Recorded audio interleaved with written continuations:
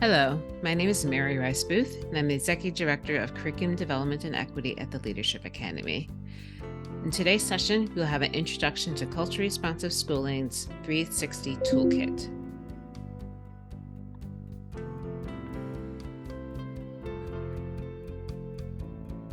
What is culturally responsive schooling?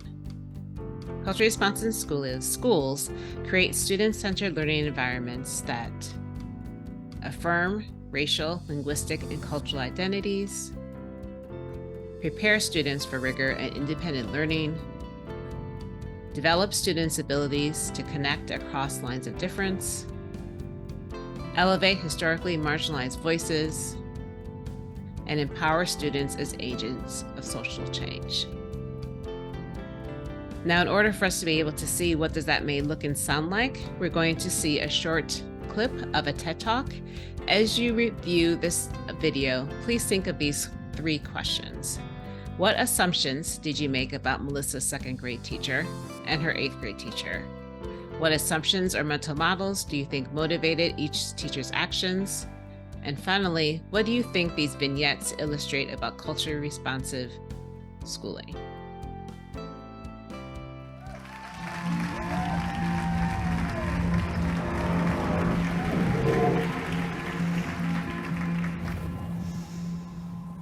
I loved my 2nd grade teacher.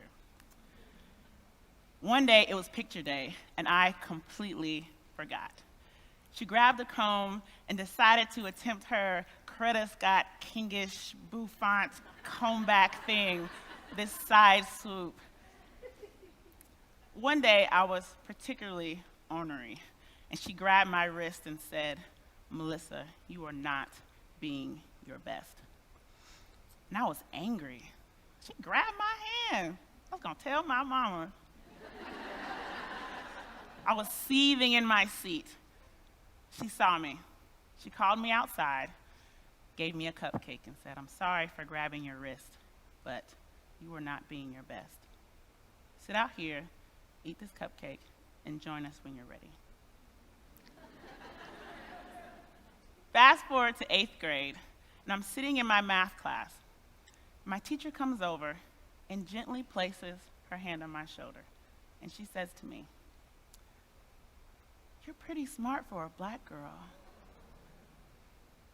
And I remember responding, "Thank you." Unsure what to do with that comment and those emotions that came with it, I went to my principal, who I had a rapport with, and I told him what happened.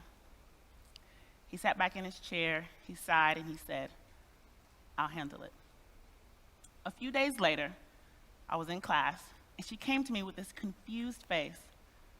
And she said, "I'm sorry if I offended you with what I said, but I just wanted you to know that I think you're smart." And it was clear to me that she was completely unaware of how problematic her statement was, how it made me feel.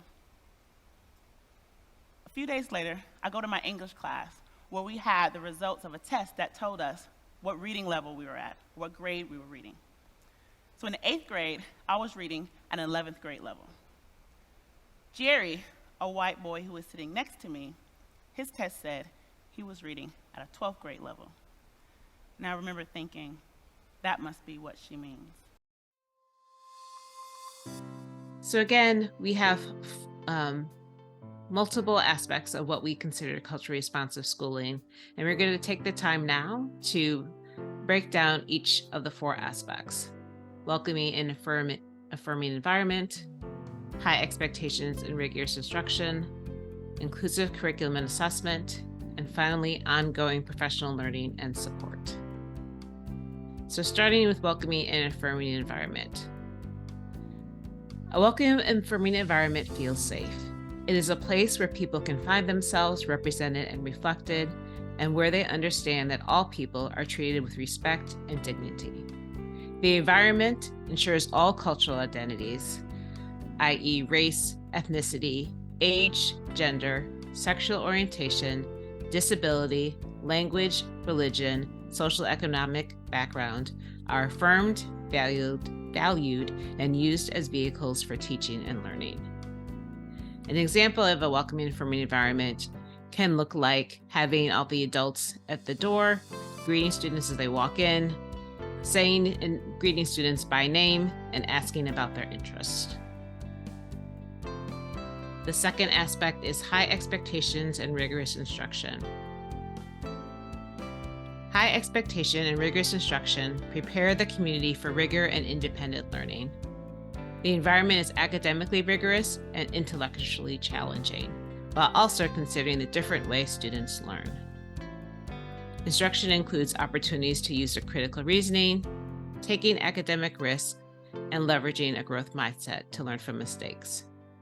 Messages encourage positive self-image and empower others to succeed. This can look like having a variety of writing prompts, as well as having opportunities for students to continue to improve their writing through a series of feedback loops. The third aspect of culturally responsive schooling is inclusive curriculum and assessment. Inclusive curriculum and assessment elevate historically marginalized voices. It includes opportunities to learn about power and privilege in the context of various communities and empowers learners to be agents of positive social change. It provides the opportunity to learn about perspective beyond one's own scope. It works towards dismantling systems of biases and inequities and decentering dominant ideologies in education. This can look like having a choice of books. It can look like the use of discussion frameworks and protocols within a classroom, such as Socratic seminar, as well as continuing opportunities for different ways to assess students' progress. And the final aspect of culturally responsive schooling is ongoing professional learning and support. Ongoing professional learning is rooted in the idea that teaching and learning is an adaptive process needing constant re-examination. It allows learners to develop and sharpen a critically conscious lens towards instruction, curriculum, assessment, history, culture, and institutions. Learners must be self-directed and take on opportunities that directly impact learning outcomes. And this looks like for adults by having department meetings as well as monthly professional sessions. So in conclusion, for culturally responsive schooling, there's no simple observation checklist, and there's no terminal degree. Culturally responsive schooling requires continuous inquiry, reflection, learning, and action. Thank you so much for your time.